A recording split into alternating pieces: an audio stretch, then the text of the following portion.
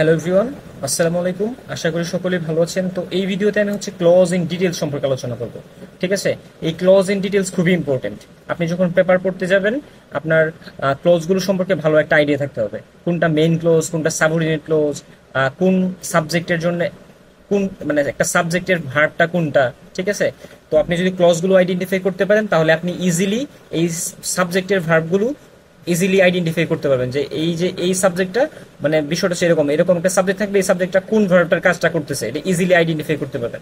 আচ্ছা, তো ক্লজকে আমরা সাধারণত তিন ভাগে ভাগ করতে পারি। একটা হচ্ছে ইন্ডিপেন্ডেন্ট ডিপেন্ডেন্ট ক্লোজ, একটা হচ্ছে ইন্ডিপেন্ডেন্ট ক্লোজ। ঠিক আছে, ডিপেন্ডেন্ট ক্লোজ মানে হচ্ছে স্বাধীন বাক্যাংশ। ঠিক আছে, ক্লোজ মানে বাক্যাংশ। এখন ক্লোজ কাকে বলে মনে আছে বলেন তো? ক্লোজ হচ্ছে এক গুচ্ছ শব্দ যেখানে একটা ফাইনিট ভার্ব থাকবে। ঠিক আছে, তার ফাইনিট ভার্ব যুক্ত বাক্যাংশকে বলা হচ্ছে ক্লোজ। ঠিক আছে, আর ফ্রেজ মানে কি বলেন তো? ফ্রেজ মানে হচ্ছে যেখানে ফাইনিট ভার্ব থাকবে না, নন ফাইনিট ভার্ব থাকতে পারে। এখন ফাইনিট ভার্ব কি, নন ফাইনিট ভার্ব কি, এটা যদি আপনি না জানেন তাহলে তো ক্লজ সম্পর্কে বুঝবেন না। ঠিক আছে, তো সেক্ষেত্রে আপনার অবশ্যই ফাইনিট ভার্ব এবং নন ফাইনিট সম্পর্কে আমার প্লে লিস্টে হচ্ছে দেখবেন বেসিকের ক্লাসগুলোতে দেয়া আছে কোনটা ফাইনিট কোনটা নন ফাইনিট, ভার্ব ইন ডিটেলসে আলোচনা করে দিছি। দেখেন, তার মানে ডিপেন্ডেন্ট ক্লজ, ইন্ডিপেন্ডেন্ট ক্লজ, স্বাধীন বাক্য এবং পরাধীন বাক্য। এখন ডিপেন্ডেন্ট ক্লজ মানে কি বলেন তো? ডিপেন্ডেন্ট মানে হচ্ছে যেমন আপনি একজন স্টুডেন্ট, হ্যাঁ, আপনি স্টুডেন্ট হিসেবে আপনার খাতা কিনতে হয়, কলম কিনতে হয়। তো এই খাতা কিনতে কলম কিনতে অবশ্যই টাকা লাগে। যেহেতু টাকা লাগে, আপনি টাকার জন্য কার উপর ডিপেন্ডেন্ট বলেন তো? আপনার ফ্যামিলির উপর ডিপেন্ডেন্ট, আপনার আব্বুর কাছে ডিপেন্ডেন্ট।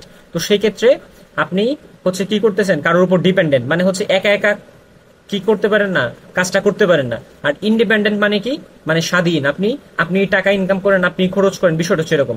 তার মানে ডিপেন্ডেন্ট ক্লোজ মানে ডিপেন্ডেন্ট যে বাক্যাংশগুলো থাকবে, কি বলতেছে, ডিপেন্ডেন্ট যে বাক্যাংশগুলো থাকবে সেগুলো কি করবে?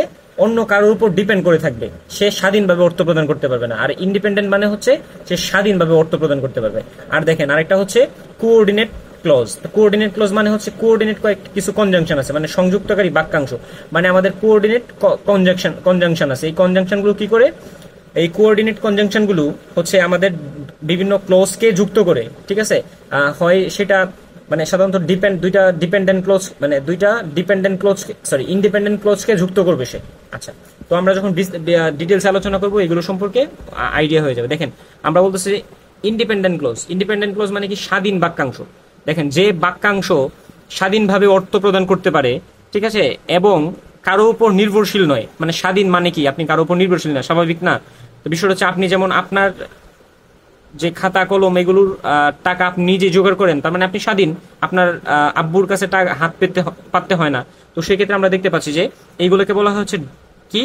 Independent close. ইন্ডিপেন্ডেন্ট মানে হচ্ছে স্বাধীন বাক্যাংশ বা মেইন ক্লোজ বা প্রিন্সিপাল ক্লোজ। তার মানে এই যে ইন্ডিপেন্ডেন্ট ক্লোজকে আমরা বলতে পারি মেইন ক্লোজ অথবা প্রিন্সিপাল ক্লোজ। মানে এটারই আরেকটা নাম, আর আরেকটা নাম হচ্ছে প্রিন্সিপাল ক্লোজ, আরেকটা নাম হচ্ছে মেইন ক্লোজ।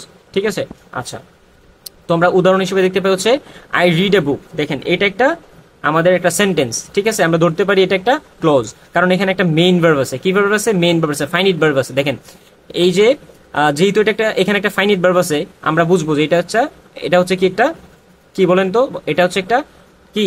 Independent close. আচ্ছা, তো বিষয়টা হচ্ছে একটা সেন্টেন্সকে আমরা ক্লোজ বলতে পারি না। ঠিক আছে, কারণ ওই যে আপনি এখানে দেখেন, তাহলে তো ক্লোজ এবং সেন্টেন্সের মধ্যে পার্থক্য থাকতো না। তাইলে সেন্টেন্স 5 প্রকার যে আমরা পড়ছি, অ্যাসার্টিভ, ইন্টারগেটিভ, ইম্পারেটিভ, এই সেন্টেন্সগুলো আসতো না। ঠিক আছে, তো সেই ক্ষেত্রে এটা হচ্ছে মূলত একটা সেন্টেন্স। ঠিক আছে, কারণ হচ্ছে এখানে দেখেন বলছে যে বাক্যাংশ মানে কি? একটা বাক্যের অংশ। কি বলতেছি? যে বাক্যাংশ মানে কি বলেন তো? একটা বাক্যের অংশ। দেখেন তো, এখানে তো একটাই বাক্য, এখানে তো কোনো অংশই নেই। তার মানে আমরা এটাকে ক্লোজ বলতে পারি না। কিন্তু আমরা বুঝার সুবিধার্থে আপনাকে বোঝানোর জন্য আমি বলতে পারি যে এটা একটা ক্লোজ, জাস্ট বোঝানোর জন্য বলতেছি, বাট এটাকে আমরা ক্লোজ বলতে পারবো না। তাহলে যদি এটা ক্লোজই হইতো তাহলে সেন্টেন্সের টাইপগুলো আসতো না। আর আপনি দেখতেছেন এখানে যে বাক্যাংশ মানে কি? একটা বাক্যের অংশকে বোঝাচ্ছে। তার মানে দেখেন, এখানে আমরা এই যে এটা একটা যদি বাক্য হয়, ঠিক আছে, দেখেন আই নো, আমি জানি। দেখেন, এটা অর্থ প্রদান করতেছে না direct? That he will come, সে যে আসবে, এই দ্যাট হি উইল কাম এটা হচ্ছে একটা ক্লোজ। ঠিক আছে, তার মানে এটাকে বলা হয় ডিপেন্ডেন্ট ক্লোজ, আর এটাকে বলা হয় ইন্ডিপেন্ডেন্ট ক্লোজ। মানে এটা যেহেতু স্বাধীন অর্থ প্রদান করতে, মানে স্বাধীনভাবে অর্থ প্রদান করতেছে। ঠিক আছে, দেখেন এটা কি করতেছে? স্বাধীনভাবে অর্থ প্রদান করতেছে। আর এই দেখেন, এটাকে আমরা বলি লেজ। পূর্বের ক্লাসে আপনাকে বলেছিলাম যে এই প্রোনাউনের ক্লাসে বলেছিলাম এগুলো লেজ, মনে রাখবেন। তো ওই দ্যাট হচ্ছে একটা লেজ। এই লেজের পরে হচ্ছে দ্যাট হি উইল কাম, সে যে আসবে দেখেন এটা অর্থপূর্ণ হয় না, মানে এটা স্বাধীনভাবে অর্থ প্রদান করতে পারতেছে না। তার মানে কি বললাম, যে বাক্যাংশ স্বাধীনভাবে অর্থ প্রদান করতে পারে তাকে আমরা কি বলবো, ইন্ডিপেন্ডেন্ট ক্লোজ বলবো। দেখেন এই বাক্যাংশটা কি করতেছে, দেখেন এই সবটা মিলে একটা বাক্য, I hope that he will come, এই সবটা মিলে একটা বাক্য। এখন বিষয়টা হচ্ছে একটা বাক্য মানে কি বলেন, যখন একটা সেন্টেন্স শুরু হবে এরপরে যতক্ষণ না পর্যন্ত ফুল স্টপ হবে তত, মানে এখান থেকে মনে করেন শুরু হইলো, এখানে গিয়ে ফুল স্টপ হইলো, তার মানে এইটাই হলো একটা বাক্য। আর মনে করেন এখান থেকে শুরু হয়েছে এখানে শেষ হয়েছে, মানে ফুল স্টপ আছে মানে হচ্ছে এটা একটা বাক্য। তার মানে I hope that he will come, এই যে দ্যাট হি উইল কাম এটাকে বলা হয় ডিপেন্ডেন্ট ক্লোজ। আচ্ছা, আমরা যখন সামনে পড়বো তখন ডিপেন্ডেন্ট ক্লোজটা আপনার একটা ভালো একটা আইডিয়া দিয়ে দিব, তখন হচ্ছে আপনার প্রবলেম হবে। তার মানে দেখেন আই নো, আমি জানি, তার মানে এটা হচ্ছে স্বাধীন বাক্য, ঠিক আছে, সাবজেক্ট বসছে ভার্ব বসছে, আই নো স্বাধীন বাক্য, ঠিক আছে, কারণ এটা একটা পূর্ণাঙ্গ অর্থ প্রদান করতে পারতেছে। আচ্ছা, আর দ্যাট হি উইল কাম এটা একটা ক্লোজ, এই ক্লোজটা কি করতে পারতেছে না, পূর্ণাঙ্গ অর্থ প্রদান করতে পারতেছে না। তার মানে এই আই নো, আই হোপ বলেন তো, আই হোপটাকে কি বলবো আমরা, এটা হচ্ছে মেইন ক্লোজ বা হচ্ছে কি ইন্ডিপেন্ডেন্ট ক্লোজ বা হচ্ছে প্রিন্সিপাল ক্লোজ, ঠিক আছে। আচ্ছা দেখেন, তারপর আমি বললাম যে I that he will come hope, ঠিক আছে। আমি যদি সেন্টেন্স টাইপে বলি I that he will come, দেখেন দ্যাট যুক্ত যে অংশটা, এই লেস যুক্ত, এরকম লেস যুক্ত আরেকটা সেন্টেন্স আছে, তার মানে আরেকটা সেন্টেন্স আছে কাইন্ড অফ কি আছে, দেখেন দেখেন এখানে কি আছে, ভার্ব আছে, মেইন ভার্ব আছে, মানে অক্সিলারি ভার্ব আছে, মেইন ভার্ব আছে, মানে ফাইনিট ভার্ব, এখানে ফাইনিট ভার্বের অস্তিত্ব আছে, তার মানে ফাইনিট ভার্বের অস্তিত্ব আছে মানে হচ্ছে এটা একটা কি ক্লোজ। দেখেন তার মানে লেস যুক্ত একটা ক্লোজ যদি থাকে, লেস যুক্ত আরেকটা কি থাকবে, সেন্টেন্স থাকবে, মানে লেস যুক্ত যে ক্লোজটা, এই অংশটা সবসময় মানে লেজের পরে যদি একটা সেন্টেন্স থাকে, এই সেন্টেন্সটা, লেজ মানে কি বুঝাচ্ছি বলেন তো, আমি পূর্বের ভিডিওতে বলেছিলাম লেজগুলা কি কি, দ্যাট, হুইচ, তারপর হচ্ছে হুজ, তারপর হচ্ছে হু, এগুলো হচ্ছে এগুলো হচ্ছে লেজ। তার মানে আপনি মনে রাখবেন লেজ যুক্ত যে একটা সেন্টেন্স থাকবে, সেন্টেন্স মানে কি মূলত এই লেজ অংশ সহ যে সেন্টেন্সটা থাকবে এটাকে বলা হচ্ছে একটা ক্লোজ। দেখেন এখানে অবশ্যই কি থাকা লাগবে, একটা মেইন ভার্ব থাকা লাগবে বা অক্সিলারি ভার্ব থাকা লাগবে। দেখেন একটা অক্সিলারি আছে, তার মানে ফাইনিট ভার্ব, আমরা চিনলাম যে এখানে ফাইনিট ভার্ব আছে মানে এটা একটা ক্লোজ। তার মানে দ্যাট যুক্ত মিলে একটা ক্লোজ হয়েছে। দেখেন এই আয়ের তার মানে ভার্বটা হচ্ছে এই যে এরপরে যে ভার্বটা আছে এটা হচ্ছে এই ভার্বের সাবজেক্ট হচ্ছে এই আই, ঠিক আছে। তার মানে বুঝলাম যে এটা সাবঅর্ডিনেট ক্লোজ, এটা হচ্ছে মেইন ক্লোজ। তার মানে আই হোপ এটা হচ্ছে মেইন ক্লোজ বা হচ্ছে ইন্ডিপেন্ডেন্ট ক্লোজ বা বলতে পারি প্রিন্সিপাল ক্লোজ। আচ্ছা, তারপর আমরা এখানে দেখবো হচ্ছে ডিপেন্ডেন্ট ক্লোজ। দেখেন ডিপেন্ডেন্ট ক্লোজকে আমরা বলতে পারি হচ্ছে সাবঅর্ডিনেট ক্লোজ। ডিপেন্ডেন্ট ক্লোজের একটা নাম কি, সাবঅর্ডিনেট ক্লোজ। তার মানে হচ্ছে বুঝেন ডিপেন্ডেন্ট ক্লোজ মানে কি, কারোর উপর সে ডিপেন্ড হয়ে থাকবে, ডিপেন্ড। মনে রাখবেন এটা মানে হচ্ছে লেজ, এই যে দেখেন এইগুলো হচ্ছে লেজ, ঠিক আছে। লেজগুলো কি, so that, which, who, how, when, তারপর হোজ, ঠিক আছে। এইগুলো দ্বারা যুক্ত থাকবে, এইগুলো দ্বারা কি থাকবে, পরে আরেকটা ক্লোজ থাকবে, ক্লোজ মানে কি আরেকটা সেন্টেন্স থাকবে। তার মানে এইটা সহ যদি আরেকটা সেন্টেন্স থাকে, তার মানে এই যে এই পার্টটা সহ যে সেন্টেন্সটা থাকবে, একটা সেন্টেন্স থাকবে, সাবজেক্ট থাকবে, ভার্ব থাকবে, মানে মেইন ভার্ব থাকবে, মানে ফাইনিট ভার্ব থাকবে। তার মানে এই যে লেজ সহ যে ফাইনিট ভার্ব থাকবে সেটাকে আমরা বলবো হচ্ছে সাবঅর্ডিনেট ক্লোজ বা হচ্ছে ডিপেন্ডেন্ট ক্লোজ। আচ্ছা দেখেন বলতেছে যে ক্লোজ নিজে নিজে অর্থ প্রকাশ করতে পারে না, তার মানে দেখেন এইটা কি করতে পারবে না, লেজ যুক্ত অংশটা নিজে নিজে অর্থ প্রদান করতে পারবে না। আপনি মনে রাখবেন এগুলো লেজ, এরপরে আরেকটা সেন্টেন্স থাকবে, সাবজেক্ট ভার্ব মানে মেইন ভার্ব থাকবে, ঠিক আছে, মানে ফাইনিট ভার্ব থাকবে, ঠিক আছে।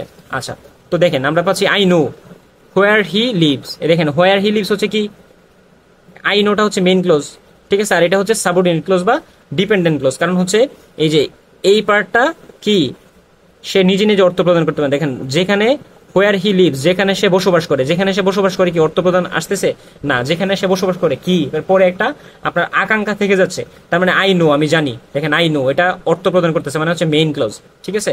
আচ্ছা তার মানে আমরা বুঝলাম, দেখেন এই ক্লোজে একটা লেজ থাকে, লেজ লেগে থাকে, লেজ, তার মানে এই যে দেখেন একটা সেন্টেন্সের সাথে একটা লেজ থেকে থাকে, লেজ থাকবে, লেজ, যেমন হোয়ার একটা লেজ, এই যে এখানে বলেছিলাম যে সো দ্যাট, হুইচ, তারপর হচ্ছে দ্যাট, ঠিক আছে, তারপর হচ্ছে হু, হাউ, হুয়েন, হুজ, তারপর হচ্ছে হোয়ার, ঠিক আছে। আচ্ছা তো এইগুলো লেজ আমরা লেজ হিসেবে কাউন্ট করবো, লেজ যুক্ত একটা সেন্টেন্স থাকবে, এটাকে বলবো আমরা সাবঅর্ডিনেট ক্লোজ। কি বলবো, সাবঅর্ডিনেট ক্লোজ। তার মানে দেখেন যার অর্থ সাধারণত বাংলায় সাধারণত অর্থটা হবে হচ্ছে জয়ের মতো অর্থ হবে, কিসের মতো অর্থ হবে, এই যে লেজগুলোর অর্থ সাধারণত এই যে লেজ, এই লেজগুলোর অর্থ জয়ের মতো হবে, কি কার মতো হবে, বুরকাত জো বা জয়ের মতো হবে, মানে যে ওয়ার্ডটা আসবে এই ওয়ার্ডটা জোর মতো উচ্চারণ হবে, ঠিক আছে। এটার যে মিনিংটা আসবে এই যে জো, দেখেন I know where he lives, আমি জানি সে কোথায় বসবাস করে। আচ্ছা, যদিও এই হোয়ারটা এখানে মিনিং আসতেছে না, বাট আমি যদি বলি I know that he will come, আমি জানি যে, দেখেন আমি যদি বলি যে, আমি জানি যে, দেখেন জয়ের মতো আসতেছে না, আই নো দ্যাট, দ্যাটের অর্থ জয়ের মতো আসে, দ্যাট। তার মানে মনে রাখবেন এই এখানে যে লেজটা বসবে, লেজের অর্থ সাধারণত কি কিসে হতে পারে, এইগুলো লেজ, এবং এটার অর্থ সাধারণত জয়ের মতো হতে পারে, জো বা জো, মানে উচ্চারণটা জয়ের মতো আসবে, যেমন, ঠিক আছে, মানে এরকম আসবে, বুঝতে পারছেন, কিরকম আসবে, জো বা জয়ের মতো আসবে, এরকম আসবে বা আসতে পারে, যেমন হচ্ছে দেখেন আসতে পারে আমি লিখলাম, কেন দেখেন এটার মধ্যে কিন্তু জয়ের মতো আসে নাই, সেজন্য আমি বললাম আসতে পারে বা এরকম আসবে। সাধারণত আমাদের জো বা জো এইটা বেশি আসে, ঠিক আছে। আচ্ছা দেখেন, আই নো, আমি জানি যে, দেখছেন যে জো এর মতো আসতেছে না, জো। আই নো দ্যাট, আমি জানি যে হি উইল কাম, দেখেন দ্যাট হি উইল কাম, এটা হচ্ছে লেজ যুক্ত অংশ। তার মনে রাখবেন লেজ যুক্ত অংশ যে পার্টটা থাকবে, এটা সবটা হচ্ছে একটা সাবঅর্ডিনেট ক্লজ, ঠিক আছে, আমরা চিনলাম। আর এটা হচ্ছে স্বাধীন বাক্য, এটা হচ্ছে পরাধীন বাক্য, মানে এই বেটা কখনো কি করতে পারে না, একা একা অর্থ প্রদান করতে পারে না, ওই বেটার উপর ডিপেন্ডেন্ট, ঠিক আছে।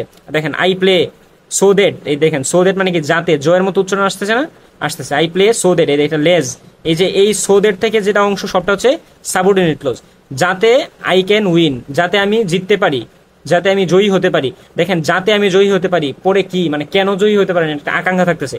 দেখেন আই প্লে, আমি খেলি, ঠিক আছে, এটার কারণটা কি, আমি খেলি। আচ্ছা, তার মানে আমরা কি পেলাম, লেজ আছে মানেই পরাধীন, লেজ আছে মানেই কি পরাধীন, লেজ যুক্ত অংশকে কি বলে, ডিপেন্ডেন্ট ক্লজ বলে, মাথায় রাখবেন, লেজ যুক্ত পরের যে পার্টটা এটাকে ডিপেন্ডেন্ট ক্লজ বলে, ঠিক আছে। আচ্ছা, আশা করি বুঝতে পারছেন। দেখেন কোঅর্ডিনেট ক্লজ মানে কি জানেন, মানে হচ্ছে কনজাংশন যুক্ত যেটা থাকবে, কনজাংশন। এখন কনজাংশন গুলো আমরা কিভাবে চিনবো, ফ্যান বয়েজ দিয়ে চিনবো, ফ্যান বয়েজ। দেখেন ফ্যান বয়েজে কি লেখা, এফ তে হচ্ছে ফোর, এ তে এন্ড, এন তে নর, ও তে ওর, বি তে বাট, ওয়াইতে ইয়েট, সোতে মানে এসতে সো। তার মানে এইগুলো যদি যুক্ত থাকে, মানে একটা সেন্টেন্সে, মানে একটা সেন্টেন্স থাকবে, একটা সেন্টেন্সের মধ্যে কি থাকবে, এইগুলো দ্বারা, এই যে এই কনজাংশন গুলো দ্বারা দুইটা সেন্টেন্স যুক্ত থাকবে, মূলত দুইটা ক্লজ যুক্ত থাকবে, কি থাকবে, দুইটা ক্লজ যুক্ত থাকবে, কাইন্ড অফ দুইটা সেন্টেন্স যুক্ত থাকবে।